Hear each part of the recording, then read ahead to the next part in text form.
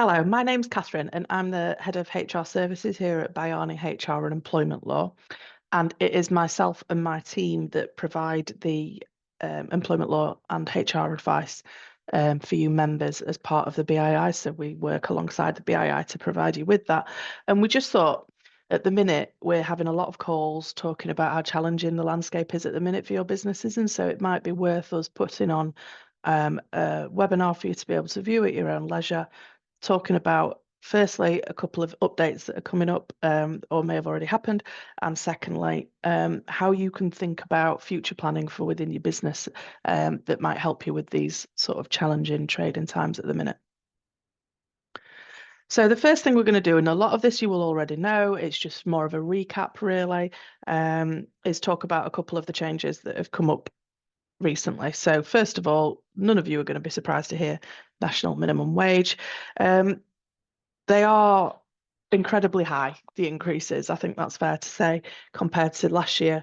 And so we've seen much larger increase in that, but then also there is the changes to all of the national insurance payments. And so you've kind of double bubbled that a little bit. Not only have the national minimum wages increased, but also you've got the increases to the national insurance payment in terms of the lower earnings threshold.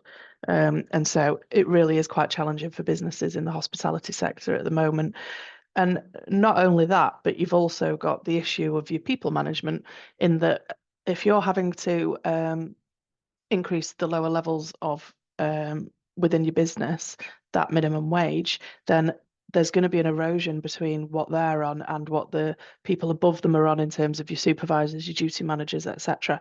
And that's where people may become a bit disgruntled on those higher levels, because that differential is now being reduced, which means that they're getting paid less of a differential to have more responsibility. Now, there is no legal requirement to put them up in any in the same percentage. However, from a people management point of view, that is difficult because people are obviously unhappy, and everything costs more at the moment. So you've got a couple of other statutory increases. So increase in statutory sick pay, which has gone up from 116 to 118 pounds a week. So not massive increase there. Statutory maternity, paternity, shared parental and adoption pay have all increased from 184 to 187. And then maternity allowance, which is if they're not eligible to get paid maternity pay from yourselves and they have to go to the government and get it, then that has gone up from 184 to 187 in line with maternity pay. Lower earnings limits, which is the threshold required to qualify for these payments, raises from £123 to £125 per week, and that would generally be done on an average. The statutory week's pay for redundancy calculation has gone up also to £719. So not a massive increase, but an increase nonetheless. One thing that has come in that you need to be aware of is the Neonatal Care Act. So this is a day one right for those who qualify, and the length of leave will depend on how long the baby spends in hospital, but it's going to range from at least 1 week up to a maximum of 12. And that leave can be taken at any time during the first 68 weeks following the baby's birth. So it can be tagged onto the end of maternity leave or paternity leave or any other kind of leave. And the change will apply to parents whose babies spend 7 days or more continuously in hospital before the age of 28 days. So it's for the neonatal care. And what it does is it gives parents the opportunity to be able to, without too much worry, spend time with any child that unfortunately has to be given neonatal care, which is a horrible time for any parent, I'm sure.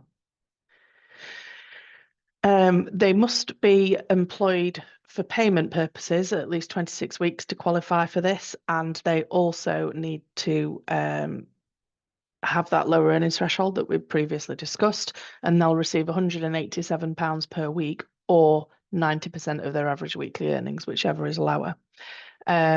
And it outlines protections for the employees taking neonatal care, including safeguards against redundancy, unfair dismissal, etc. So they can't be treated a detriment by token of the fact that they are asserting their statutory right to take neonatal care. So it's something you need to be aware of. It's always good practice to have a policy around these things so that your staff are aware of what they are entitled to, but it is a statutory right. And so if any of your staff come to you asking about neonatal care, you just need to be mindful of the fact that it's statutory right for them to take it as long as they fit into all of the parameters. So 2026 and onwards, I think a lot of people will be aware of the Employment Rights Bill that's going through consultation at the moment. Now, we don't necessarily have a lot of information as to what that's going to look like in practice in terms of what is going to be accepted, what is not going to be accepted. And unfortunately, until the consultations end, then nobody will be able to give you a definitive answer on that. So a lot of it is just really headline stuff. So there is talk that there's going to be a day one right for dismissal and family leave. That is unfair dismissal. Day one right for statutory sick pay, so you would no longer need to have the three waiting days, and then a removal of the lower earnings limit. Ending exploitative 0 hours contracts. Now that doesn't mean that you can't have 0 hours contracts within your business. You just need to make sure that they're being used properly and appropriately, and then that they are being used where they're designed to be used. Because in reality, if you've got somebody who is doing a regular number of hours every week in any event, then if that were tested, you would probably find that customer practice would say that there was no longer a 0 hours contract. So it's about really looking at your staff base and thinking about, are they genuinely doing sporadic hours, or are they working a regular number of hours every week? And that would be what would be considered potentially to be exploitative. Restricting hire and fire and rehire. So that's if you're consulting to change any terms within an employment contract. There is something called fire and rehire, and they're looking to abolish that, or at the very least restrict it. Amendments for collective redundancy. So when it comes to a redundancy, if you've got more than 20 people in a redundancy, currently there are quite stringent stipulations about how you need to approach that redundancy consultation, but less than 20 currently, you can show an element of flexibility as to what your process looks like. And what they're looking at is trying to tighten all of that up. So there may very well be some changes coming down the line with that. Amending the flexible working regime, preventing the dismissal of pregnant women, extending time limits for bringing employment tribunal claims. So at this point, for the most part, any claim that an employee might want to bring, they're restricted to a 3-month time limit, 3 months less a day. And there is talk that that time limit is going to be increased to what? We're not sure. And then repealing minimal service levels and simplifying trade union recognition. So that's for if a union wants to be recognised within your business. So currently anybody obviously is able to be part of a union, but not all businesses are recognised by a union. They're two different things. And they're looking at the complexities around trade union recognition. So there's going to be a lot of changes. What we don't know is whether they're all going to come in at the same time or whether they're going to be staged and sort of drip fed in a little bit. But rest assured, we will be doing updates about it. If you sign up to our newsletter, then you'll be able to get all of those updates to keep on top of it. And we will make announcements whenever we know more. So now we're really looking at, in order to sort of try and future-proof your business a little bit, what can you do as an alternative to redundancy so that you don't have to take that final step of making people redundant, which is not only putting people out of work, which I'm sure you don't want to do, but also in and of itself can be costly to the business, because obviously you've got to think about your notice pay and your holiday pay and your statutory redundancy pays, which can all add up. So what can you do as a business to try and minimize the chance of you needing to make redundancies? So the first one, which may sound quite simple, is suspending recruitment. A lot of people don't really think about that. You know, somebody leaves and they immediately think they need to backfill. Now, do you need to backfill, or have you got enough people across your business that that you can maybe upskill to work across different sections? So if you've got somebody who's willing and able, it might be that you get somebody that you can have trained up to be a bartender, but actually they can go in the kitchen and maybe do, you know, some sous chefing in the kitchen as well. And what that means is that if somebody leaves, you won't need to replace and have too many hours, or not enough hours, sorry, to distribute between staff, because then you would be able to distribute hours in different areas to the staff that you've currently got. And I think there's a couple of different ways that you can approach this. You can, first of all, identify skills gaps. So that would be looking at your business and thinking, well, these people can do that, that, and that. These people can do that, that, and that. And think about where there might be a gap in those areas that might hinder growth and efficiency. And then you can look at where you can upskill people into those gaps. You need to align your training with your business goals. So are you going to be looking at becoming more food-led? Are you going to be looking at maybe reducing the food offering, because obviously that's an expensive area, and so reducing the hours in there, but you're going to really push on, maybe you've got a massive outside area, so you're going to really push on cocktails or something like that. So you need to think about your business goals and make sure that they've got the right competencies to drive that success. The other thing to think about is if you're upskilling people in different areas, then you are going to be upskilling people and developing them. And so this is about their own development, not just you getting more skill within the business, which in and of itself can improve employee retention. Because if people think that they're being valued and trained in different departments in order to be more valuable to you, then they're more likely to stay around. And there's been research done by various sources that said for every salaried employee recruited, the total cost of a recruitment process is between 6 to 9 months of a salary for that employee. So, and some even suggest it could be up to double the salary. And so obviously it's going to be within your best. It's better for you to have those people staying around because you're retaining that skill, but also you're not going to be accruing the cost of having to re-recruit for the same positions. Reducing spends on agency and overtime costs. So you need to think about how you can be lean in your operation.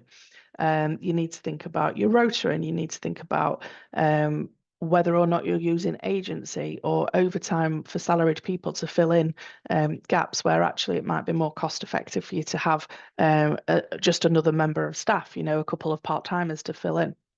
And I think looking at your rotas is really critical. That's something we speak about with BII members quite a lot, where you've got people who are on specific shift patterns, and for whatever reason, they might either be unable to change those shift patterns or they might not be willing to change those shift patterns. And so what that means is that you have a number of people working at times where you don't need them because operationally there's not enough sales going through to justify having the cost of those people within the business at that point. And actually you'd be better off utilizing them at other times where you need more bodies in, so that you're not capping your own sales by not having enough people on the bar or waitressing or whatever that might be. So you need to think about how you can be lean operationally to increase your efficiencies, having ACEs in places and not spending money on the more costly elements of it, as in agencies and overtime spends, when you could be using people that are not going to be as costly for you. Implementing pay freezes. So pay freezes can be difficult. Obviously, what you can't freeze is your requirement to adhere to national minimum wage. But as long as your minimum is your national minimum wage, then you can put a pay freeze on everybody else within the business. Now, you may legally be able to do that, but obviously that brings with it some people management issues. People will be disgruntled. So it's about how you communicate that out to them. It needs to be delicately done and it needs to be carefully done. And that communication plan needs to have a certain amount of transparency and reasoning so that the team accept it. Generally speaking, if somebody knows a rationale as to why a decision has been taken, they may still not be happy with it, but at least they understand it. And one of the biggest issues is when people say, well, we just weren't communicated with. Decisions were made and we don't understand why that decision was made. Nobody explained it to us. And that can lead to difficult relationships within the business. So you can implement pay freezes and you need to think about implementing pay freezes, but moreover, you need to also think about how you communicate that out to the team, because you're going to have people who are unhappy about that. Discuss terms of flexible working with employees who are interested. You might have some people who are wanting to work fewer hours. You may have got wind, that somebody is wanting to reduce their hours. Don't be afraid to have that conversation. I mean, don't go in all guns blazing and sort of immediately telling people that they're going to be having their hours cut. But if you've heard on the grapevine that somebody is thinking about, well, actually, I might want to be doing this rather than this for whatever reason, have a chat with them and say, look, we've heard that you're thinking about reducing your hours or wanting to change your shift patterns. Let's have a conversation about that to see how we can help. Because ultimately, if both parties agree, then it is quite low risk. And if you've got somebody who's salaried, you can also do that. They can reduce their hours, but what you would do then is you would prorata their salary in line with whatever percentage reduction came about due to the drop in hours. So then you're thinking about things that you can have in your contract. Now, the biggest thing that we would recommend that you have in your contract, if you think you're wanting to, if you think that you're going to be struggling financially and you maybe need to make some decisions, is short-time working and layoff. Now, they're statutory provisions which are in place. The first thing is you do need to have these things in your contract. And if you have them in your contract, then you can enforce them. If they're not in your contract with your employee, your employment contract, then you don't have the automatic right to place people on short-time working or layoff. So you would need to do it with agreement from the employee. But basically, it gives you the opportunity to temporarily reduce your staffing costs without having to make redundancies. And it is critical to remember these are only temporary short-term solutions. They're not long-term. But you've got the two different approaches. You've got your short-time working and then you've got your layoff, which are a little bit similar, but they are different. So when it comes to layoff, that is when you ask your employees not to come in for work at all for a temporary period because there's no work available. Okay. It's intended to be short term with the exception that normal working will resume soon. Employees are still employed, they're just not required to work during that time. Where short time working is when an employer reduces an employee's working hours and pay. So, for example, asking them to work 2 days a week instead of 5 days a week, if that's what they ordinarily do. Similar to layoffs, short time working is a temporary measure to cope with a sudden reduced demand or financial strain. So when can you use them? So as I said, you can only use them if there's a clear contractual right, and it would ordinarily be in the employment contract that contractual right was formed. And without this, you do need to get agreement from staff before making any changes to working hours or asking them not to work. If employees are laid off or put on short time working, then they may be entitled to a statutory guarantee pay, which is currently £35 a day for a maximum of 5 days in any 3-month period. And after that, the employees may receive no pay unless their contract states otherwise. Okay. However, if layoff or short-time working lasts either 4 or more consecutive weeks, so one after the other, or 6 weeks in any 13-week period, the employees have the right to then request redundancy, and then they will be able to claim the redundancy pay as long as they've got the prerequisite length of service to become eligible for redundancy pay. And so after a certain period, then they can basically say, you have not been able to provide me with work, so this is a redundancy situation, so I require you to make me redundant. So that's what we mean. It's not a long-term measure, it's a short-term measure for a pinch point that you might come across.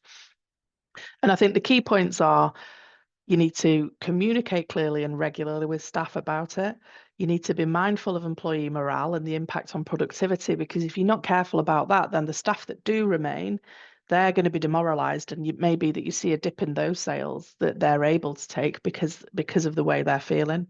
And always check contracts and, more critically, seek advice to avoid breaching any employment law regulations or requirements. We're here on the BII helpline to be able to chat it through with you if you require it. And I think the key point is to show sensitivity, because you need to do this in order to, help your business survive. But then equally, people have a job for a reason, and it's to pay their bills and things. So, it can be an uncomfortable time when you're having to enforce short-time working or layoffs. Which brings us on to maintaining employee well-being. So the hidden cost of employee sickness was 103 billion in 2023, which is an increase of 30 billion since 2018. So you can see that there's been a massive rise. There are some things you can do. You can make sure that you check it in with people regularly, especially anybody that might be off on short-term working or layoffs. Have conversations with them. Ensure that work-life balance is being thought about when you're making decisions. Think about enhanced benefits in terms of an employee assistance programs. They can be quite cheap, employee assistance programs, but the benefit that employees get can be quite high because you can get things like counselling, financial advice, etc., through employee assistance programs. So they can be quite valuable for an employee. And then you also need to think about your career development. And like I said, just communication is critical. But ultimately, if none of the previous things work and are able to get you past this difficult time at the moment, then it may be that you then need to consider redundancies. And the thing with redundancies is you have got some benchmarks in legislation which tell you when it gets to this certain point, you need to do this. But there are also, when it's fewer employees, you can bend and flex a little bit, and you don't need to follow a very rigid process that's set out in legislation. But you do need to follow a process. That's critical, because what employment tribunals look at is not necessarily the reason for the dismissal. They would look at the process that you have followed to determine whether it was fair or unfair. And so if you're not following an appropriate process, then it could be deemed that the dismissal for reason of redundancy was unfair, which obviously can bring with it litigation issues. So if you are thinking that you need to embark upon any redundancies, please don't make any moves until you've phoned up and spoken to one of us so that we can guide you through the process and sense check it for you. So as I said, we obviously support BII members. We have done it for a number of years now. I think we're up to about 7 years that we've been supporting the BII. So we provide guidance on disciplinaries, recruitment, managing sickness, redundancies, 2Ps, anything like that. Now, we are an independent law firm. And so if at any point you did think that you needed any support that's above the general guidance that you get through the BII helpline, then we do tailored HR packages and retainer packages, which, given all of the upcoming changes that are likely to be hitting, which are going to have an impact on all sectors, but I think they're going to have an impact on yours more, it may be worth thinking about whether it's worth investing in some additional advice and support to make sure that you don't fall foul of anything that's coming through. As you can see, we've got some excellent client testimonials. I think we're 5 stars on Google, Trustpilot, and Review Solicitors at the moment. So we're very proud of that. We also do some training. A lot of it is free and a lot of it is remote. And webinars similar to this. So this would be our HR exchange. So we've got a number of those coming up. We always choose different topics around employment law and employee well-being, anything to do with managing staff, people management. And they're quite valuable because they don't last for very long.